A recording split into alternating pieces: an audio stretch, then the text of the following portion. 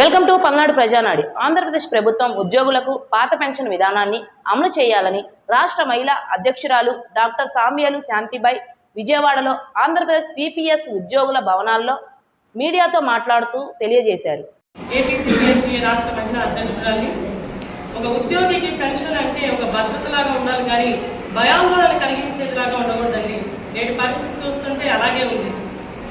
ప్రభుత్వం రాగానే ఏం చెప్పారు, మాకు అనుకూలంగా అందరితో చర్చించి అందరికీ ఆమోదయోగ్యమైనటువంటి విధానాలు చర్చించి వాటిని తీసుకొస్తామని మాట ఇచ్చారు.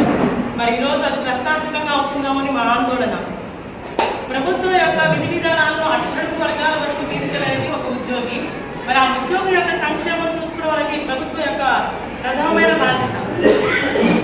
కనుక మేము ఎన్నో సంవత్సరాలుగా సిపిఎస్ జీపీఎస్ మాకొద్దు, ఓపీఎస్ కామధేనువు మాకు కావాలని ఫైట్ చేస్తూ ఉన్నాం. అనేక రాష్ట్రాల్లో అమలవుతుంది ఓపీఎస్.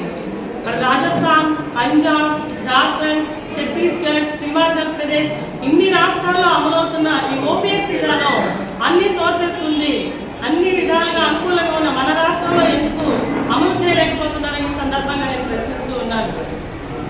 కనుక ఈ ఓపీఎస్ విధానం మాకు అమలయ్యేంత వరకు కూడా ఈ ఉద్యమం ఎక్కడ ఆపేది లేదు, ఇంకా ఉధృతంగా వెళ్తుందే కానీ ఇది ఎక్కడ ఆగేది లేదు.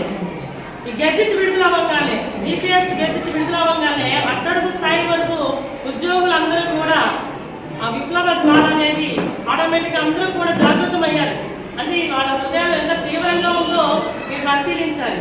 కాబట్టి ప్రభుత్వం ఖచ్చితంగా వాళ్ళు మాకు అనుకూలంగా అమలు చేస్తున్న ఓపీఎస్ విధానాన్ని మిగతా దేశంలో రాష్ట్రాల్లో ఏ విధంగా అయితే అమలవుతూ ఉందో ఆ విధానం మాకు కూడా తీసుకురావాలని మీడియాముఖంగా తెలియజేస్తూ అవకాశం ఇచ్చిన పెద్దలందరికీ కూడా ధన్యవాదాలు. Thank you.